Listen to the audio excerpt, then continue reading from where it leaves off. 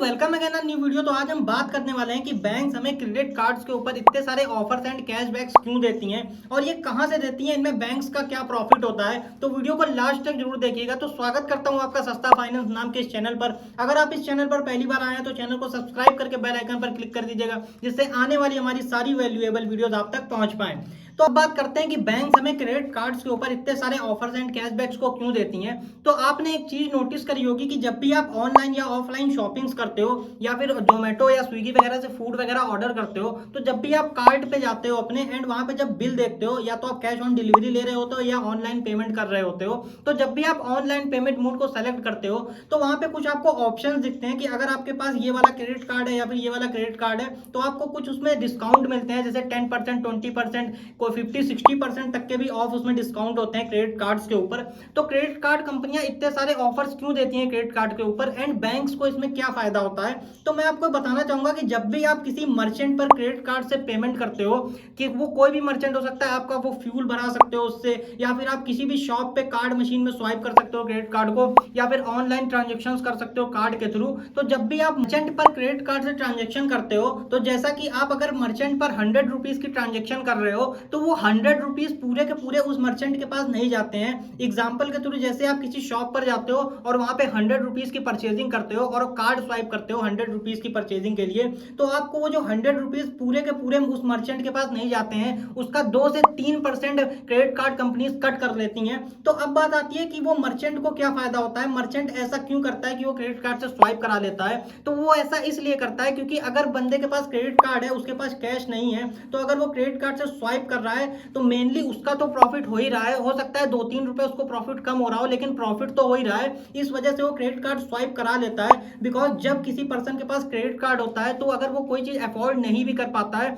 फिर भी वो उस चीज को लेने की कोशिश करता है। इस वजह से मर्चेंट्स जो होते हैं वो क्रेडिट कार्ड को अलाउ करते हैं पेमेंट्स के लिए। और ये जो क्रेडिट कार्ड कंपनीज 1 से 2% मर्चेंट से कट करती हैं, इसी को आपको रिवॉर्ड एंड कैशबैक्स के थ्रू रिटर्न कर देती हैं। अगर मैं आपको सिंपल भाषा में समझाने की कोशिश करूं तो जब भी आप किसी नजदीकी शॉप्स पर कोई भी शॉपिंग करने जाते हो तो आप वहां पे कैश टू कैश भी जब अगर पेमेंट करते हो तो वहां पे आप बार्गेनिंग करते हो, 10-20 रुपए 50 रुपए कम करा लेते हो। और ऐसा करने पे वो शॉपकीपर जो होता है वो मान जाता है, वो आपसे ऐसा नहीं कहता है कि फिक्स रेट है, वो थोड़ी बहुत बार्गेनिंग कर लेता है। तो ऐसा ही कुछ क्रेडिट कार्ड कंपनीज में भी होता है कि जब भी आप क्रेडिट कार्ड से पेमेंट करते हो तो कोई भी शॉप वाला क्रेडिट कार्ड को एक्सेप्ट कर लेता है। बिकॉज क्योंकि अगर आप क्रेडिट कार्ड से पेमेंट करोगे तो अगर उसके पास 2 से 3% कम भी पहुंचेगा तो एक्चुअली उसका लॉस नहीं होगा, उसका प्रॉफिट ही होगा।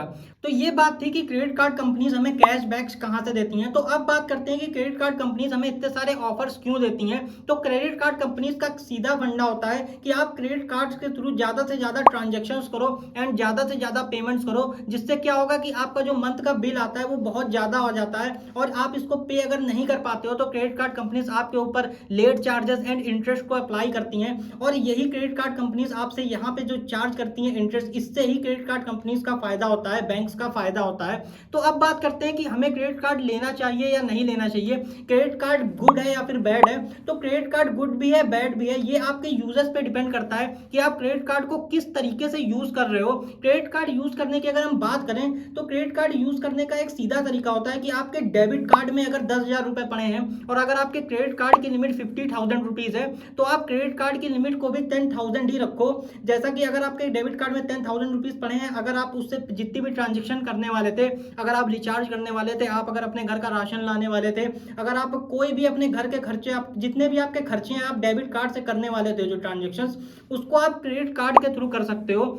एंड इस चीज को आपको ध्यान रखना है कि मेरे पास जितना पैसा डेबिट कार्ड में है मुझको उतनी ही स्पेंडिंग्स क्रेडिट कार्ड के थ्रू करनी है।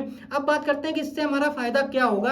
अगर आप डेबिट कार्ड से वो ट्रांजेक्शन्स करते तो ना आपको कैशबैक मिलते ना रिवॉर्ड्स मिलते, बट अगर आप वही ट्रांजेक्शन्स को क्रेडिट कार्ड से कर रहे हो तो आपको वहां पे कैशबैक एंड रिवॉर्ड्स भी मिलेंगे और जब बाद में उसका बिल बनेगा तो आप डेबिट कार्ड से अमाउंट निकाल के क्रेडिट कार्ड के बिल को पे कर सकते हो। इससे क्या होगा कि आपके जो कैशबैक मिले थे उससे आपकी अच्छी खासी अर्निंग हो जाएगी जाएगी, अच्छा खासा आप अमाउंट सेव कर पाओगे अपने डेबिट कार्ड के थ्रू।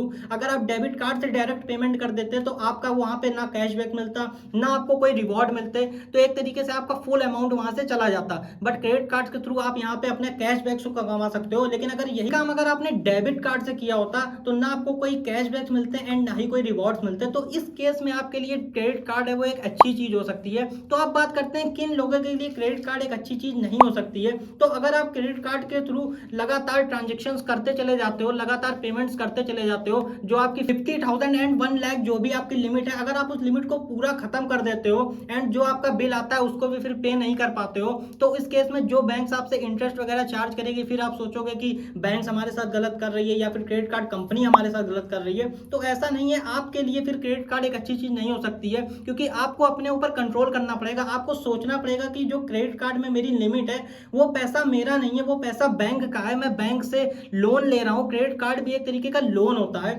तो इस वीडियो में उम्मीद करता हूं आपको समझ पाए होंगे कि क्रेडिट कार्ड कंपनीज कहां से हमें इतना सारा कैशबैक देती हैं और क्या हमारे लिए क्रेडिट कार्ड अच्छा है। तो आप खुद सोच सकते हो कि मेरे लिए क्रेडिट कार्ड अच्छा है या नहीं है, वो आपके ऊपर डिपेंड करता है कि आप क्रेडिट कार्ड को किस तरीके से यूज करते हो। तो अगर आपको क्रेडिट कार्ड के ऊपर ये वीडियो अगर अच्छी लगी हो तो वीडियो को लाइक जरूर करिएगा एंड कमेंट सेक्शन में अपना ओपिनियन जरूर बताइएगा कि अगर आप क्रेडिट कार्ड यूज करते हो तो आपके लिए क्रेडिट कार्ड गुड है या फिर बैड है। तो मिलते हैं किसी और अमेजिंग वीडियो में, तब तक के लिए जय हिंद एंड गुड बाय।